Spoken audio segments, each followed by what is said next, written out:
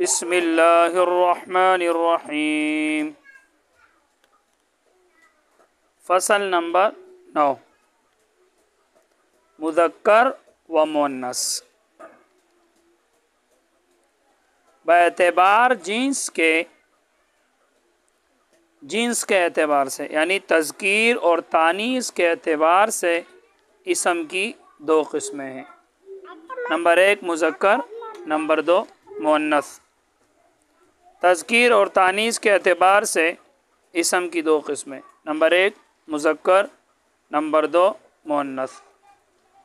اب مذکر کس کو کہتے ہیں، مؤنث کس کو کہتے ہیں، اس کی تعریف کر رہے ہیں۔ مذکر وہ اسم ہے کہ جس میں علامت تانیث کی نہ لفظی ہو نہ تقدیری، کہ علامت تانیث اس میں لفظوں میں بھی نہ ہو اور تقدیراً بھی نہ ہو، یعنی اندر چھپا ہوا بھی نہ ہو۔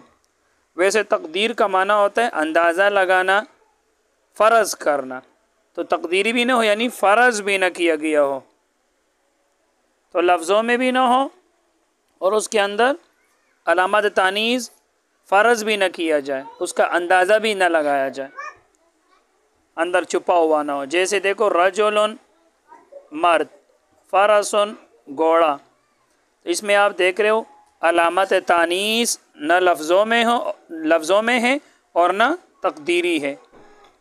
اسی طرح فرسن، یہاں بھی علامت تانیث نہ لفظوں میں ہے نہ تقدیری ہے۔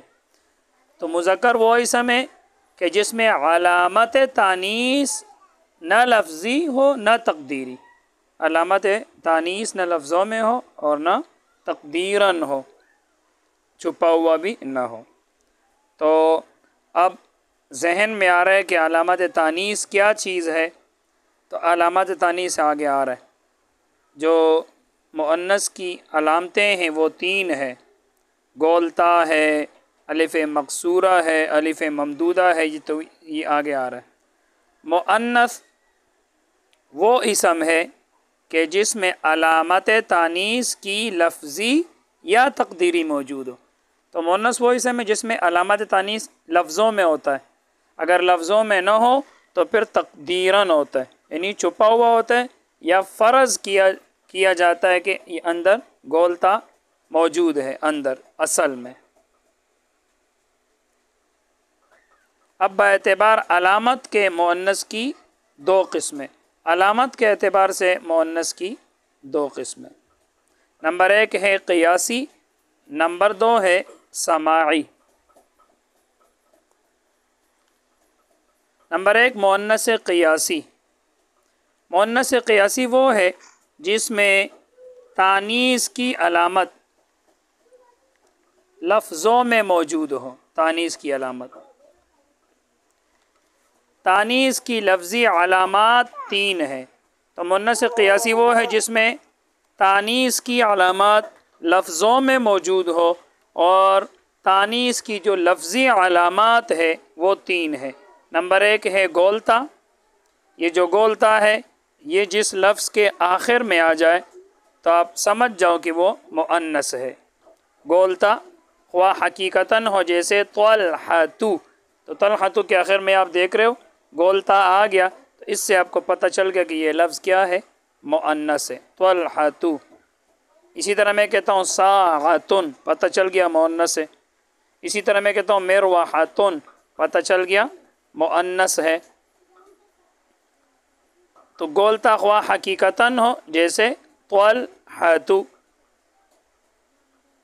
یا حکمن ہو جیسے اقربو، اس میں چوتھا حرف تائے تانیث کے حکم میں ہے، یاد رکھنا، یا حکمن جیسے اقربو کہ اس میں چوتھا حرف تائے تانیث کے حکم میں، تو صاحب کافیہ نے اس لفظ کو اقربو کو مؤنث سماعی میں شمار کیے، نیچے جو مؤنث سماعی آ رہے، بعض نحویوں نے اس کو مؤنث قیاسی یہاں لکھ دیا مؤنث قیاسی میں، اور اس کا وجہ یہ ہے کہ یہ جو اقرب کا لفظ ہے اس کی اگر ہم تصغیر نکالیں تو تصغیر میں گولتا نہیں آتی، تو اس لیے انہوں نے اس کو مؤنث سماعی نہیں کہا، انہوں نے اس کو مؤنث قیاسی کہا، اور یہ جو چوتھا حرف ہے با، اس کو تانیث کے حکم میں قرار دیا. جیسے طلحۃ میں یہ جو چوتھا حرف تا ہے مؤنث ہے، تو یہاں بھی اقرب میں جو چوتھا حرف با ہے اس کو تانیث کے حکم میں کہہ دیا، کہتے ہیں یہ مؤنث ہے. تو اس لیے کہا کہ گولتا ہوا حقیقتاً ہو جیسے طلحۃ یا حکماً، جیسے اقرب کے اس میں چوتھا حرف تا ہے تانیث کے حکم میں. جبکہ دیگر نحویین نے اس کو مؤنث سماعی میں قرار دیا ہے کہ یہ مؤنث سماعی ہے، قیاسی نہیں ہے. یہ اقرب کا لفظ صاحب کافیہ وغیرہ، اور یہی بہتر ہے، اس کو مؤنث سماعی ہونا چاہیے، مؤنث قیاسی نہیں. اقرب مؤنث سماعی ہی اس کو کہنا بہتر ہے. تو مؤنث قیاسی جس میں تانیث کی علامت لفظوں میں موجود ہو. تو علامات تانیث 3 ہیں. نمبر 1 گولتا. اب نمبر 2 ہے الف مقصورہ زائدہ. نمبر 2 جو علامت تانیث ہے وہ الف مقصورہ زائدہ ہے، جیسے حبلہ صغرا کبرا. الف مقصورہ جس کے آخر میں کڑا زبر آتا ہے یا الف آتا ہے اس کو الف مقصورہ کہتے ہیں. جیسے حبلہ آپ دیکھ رہے ہو کڑا زبر ہے، صغرا کبرا. اور اس کو زائدہ اس لیے کہتے ہیں کہ یہ زائد ہے، کیونکہ اصل جو حروف ہے ہا با لام ہے، ہا با لام. باقی جو یہ جو کڑا زبر ہے یا کے اوپر یہ زائد ہے. اسی طرح صغرا میں جو اصل حروف ہے صاد غین را، یہ جو کڑا زبر ہے یہ زائد ہے.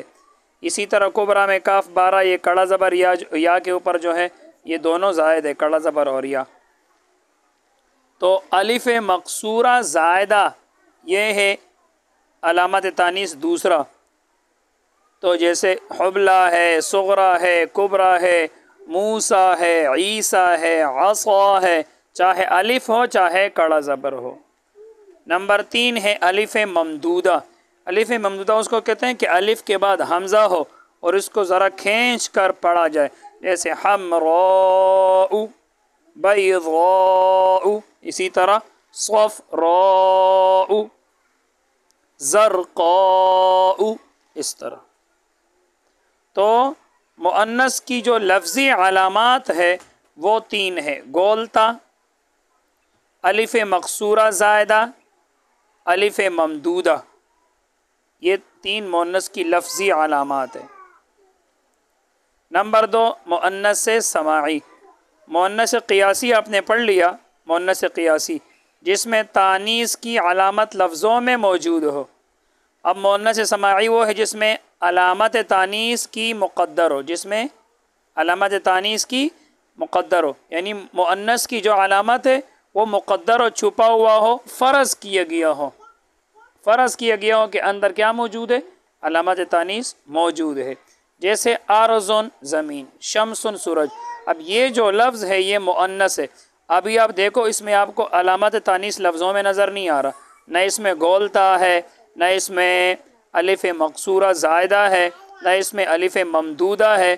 تو مؤنث کی جو لفظی علامات ہے وہ اس کے اندر نہیں ہے، لیکن ہے یہ مؤنث. عرب حضرات اس کو مؤنث استعمال کرتے ہیں. تو یہ مؤنث سماعی ہے. مؤنث سماعی کا مطلب ہے جیسے ہم نے سنا ہے، یعنی جیسا ہم نے عرب حضرات سے سنا کہ وہ ان لفظوں کو مؤنث بولتے ہیں، چونکہ عربی زبان انہی کی زبان ہے، تو جیسے وہ بولیں گے جس لفظ کو وہ مذکر استعمال کریں گے ہم اس کو مذکر سمجھیں گے، اور جس کو وہ مؤنث استعمال کریں گے ہم اس کو مؤنث سمجھیں گے. تو مؤنث سماعی کا یہی مطلب ہوتا ہے کہ جیسے ہم نے سنا ہے عرب حضرات سے، وہ اس کو مؤنث استعمال کرتے تو ہم بھی اس کو مؤنث ہی سمجھیں گے. تو یہ ارضن شمسن یہ مؤنث ہے اور مؤنث سماعی ہے. اور یہ مؤنث اس لیے کہ اس کے اندر جو تانیث کی علامت ہے وہ اندر پوشیدہ ہے، اس لیے کہ ارضن اصل میں اس کی یہ ہے ارضتن، اور شمسن یہ اصل میں ہے شمستن. تو ارضن شمسن یہ اصل میں ارضتن اور شمستن تھا. یہ ہمیں کیسے پتہ چلا کہ یہ اصل میں ارضتن شمستن تھا؟ کیونکہ جب ہم ارضن اور شمسن کی جب ہم تصغیر بناتے ہیں تو اس کی تصغیر اریضتن شمیستن آتی ہے. جیسے پیچھے آپ نے تصغیر پڑھ لیا تصغیر کی قواعد پڑھ لیے. تصغیر کے بنانے کا طریقہ یہ ہوتا ہے پہلے لفظ کو ضمہ دیتے ہیں، پیش دیتے ہیں، دوسرے کو زبر دیتے ہیں، تیسری جگہ اپنی طرف سے یا ساکن لے کر آتے ہیں، اور چوتھی جگہ اگر ایک حرف ہو تو اس کو اپنے حال پر چھوڑتے ہیں، دو ہو تو پہلے کو زیر دیتے ہیں، دوسرے کو اپنے حال پر چھوڑتے ہیں، تین ہو تو پہلے کو زیر دیتے ہیں، دوسرے کو ساکن کرتے ہیں، تیسرے کو اپنے حال پہ چھوڑتے ہیں۔ تو ارضن شمسن یہ مؤنث ہے، ہمیں کیسے پتہ چلا کہ یہ مؤنث ہے؟ کیونکہ ان کی تصغیر اریضۃ اور شمیسۃ آتی ہے، اور تصغیر سے یاد رکھنا اسم کی اصلی حالت ظاہر ہو جاتی ہے۔ تو چونکہ کہتے ہیں ان کی تصغیر اریضۃ اور شمیسۃ ہے، اور تصغیر سے اس کی اصلی حالت ظاہر ہو جاتی ہے، پس ایسی مؤنث کے جس میں تا ظاہر میں موجود نہ ہو اور اصل میں پائی جاتی ہو مؤنث سماعی کہتے ہیں۔ تو ایسا لفظ جس میں گول تا لفظوں میں تو نہ ہو لیکن اصل میں اس کے اندر گول تا پائی جاتی ہو تو اس کو پھر کہتے ہیں مؤنث سماعی۔ مؤنث سماعی یعنی جیسے عرب سے ہم نے سنا کہ عرب حضرات اس کو مؤنث استعمال کرتے ہیں، تو ہم بھی اسی طرح اس کو پھر مؤنث سمجھتے ہیں۔ مؤنث سماعی کی مزید تفصیل انشاءاللہ میں اگلے سبق میں بتاؤں گا، ابھی ذرا آگے بڑھتے ہیں۔ باعتبار ذات کے مؤنث کی دو قسمیں، نمبر ایک ہے حقیقی اور نمبر دو ہے لفظی، یعنی ذات کے اعتبار سے پھر آگے مؤنث کی ذات کے اعتبار سے پھر دو قسمیں، ایک مؤنث حقیقی ہوتے اور ایک مؤنث لفظی ہوتے۔ نمبر ایک ہے مؤنث حقیقی، وہ ہے جس کے مقابلے میں جاندار مذکر ہو۔ مؤنث حقیقی وہ ہے کہ اس کے مقابلے میں جاندار مذکر آتا ہو، اس کے مقابلے میں جو مذکر آتا ہو وہ جاندار ہو، اس کے اندر جان ہو، خواہ علامت تانیث کی موجود ہو یا نہ ہو۔ تو علامہ مؤنث حقیقی وہ ہے جس کے مقابلے میں جاندار مذکر ہو، خواہ علامت تانیث کی موجود ہو یا نہ ہو۔ جیسے امراتن، اب امراتن عورت کو کہتے ہیں مؤنث حقیقی ہے کیونکہ اس کے مقابلے میں رجل مرد ہے۔ اب یہاں دیکھنا امراتن عورت کو کہتے ہیں، یہ مؤنث حقیقی ہے، کیوں؟ کیونکہ اس کے مقابلے میں جاندار مذکر آتا ہے رجل۔ اسی طرح دیکھو اتان گدی، تو دیکھو اس میں علامت تانیث موجود نہیں ہے، لیکن چونکہ مؤنث ہی کا نام ہے اتان گدی تو یہ بھی مؤنث حقیقی ہے کیونکہ اس کے مقابلے میں حمار گدا آتا ہے۔ اسی طرح میں کہتا ہوں کہ طفلتن بچی کو کہتے ہیں، یہ بھی مؤنث حقیقی ہے کیونکہ اس کے مقابلے میں طفلن بچہ آتا ہے۔ اسی طرح بنتن مؤنث حقیقی ہے کیونکہ اس کے مقابلے میں ولدن لڑکا آتا ہے۔ تو مؤنث حقیقی وہ ہے جس کے مقابلے میں جاندار مذکر ہو، اس کے مقابلے میں مطلب مذکر آتا ہو اور وہ جاندار ہو، جیسے لڑکی کے مقابلے میں لڑکا ہو گیا۔ اسی طرح بلی، تو بلی کے مقابلے میں بلا ہو گیا۔ اب بلی مؤنث ہے، مؤنث حقیقی ہے، کیوں؟ کیونکہ اس کے مقابلے میں جاندار مذکر پایا جاتا ہے بلا۔ ہرتن ہرن، تو مؤنث حقیقی آپ سمجھ گئے جس کے مقابلے میں جاندار مذکر ہو۔ نمبر دو ہے مؤنث لفظی، وہ ہے جس کے مقابلے میں جاندار مذکر نہ ہو، صرف لفظ کے اعتبار سے مؤنث ہو لیکن اس کے مقابلے میں جاندار مذکر نہ ہو۔ جیسے ظلمتن اندھیرا، عین آنکھ، اب یہ مؤنث ہے ظلمتن، اس کے آخر میں آپ دیکھ رہے ہو تائے تانیث ہے، مؤنث ہے لیکن اس کے مقابلے میں تو جاندار مذکر نہیں ہے۔ اسی طرح عین آنکھ کو کہتے ہیں، یہ مؤنث ہے کیونکہ اس کی تصغیر عینۃ آتی ہے، مؤنث ہے، مؤنث سماعی ہے لیکن اس کے مقابلے میں جاندار مذکر نہیں ہے۔ عین کہ اس کی تصغیر عینۃ آتی ہے۔ اسی طرح میں کہہ رہا ہوں ساعۃ گھڑی، اب یہ مؤنث لفظی ہے گھڑی، اب اس کے مقابلے میں جاندار مذکر تو نہیں ہے۔ اسی طرح میں کہتا ہوں کراست کاپی، تو یہ مؤنث لفظی ہے کیونکہ اس کے مقابلے میں جاندار مذکر تو نہیں ہے۔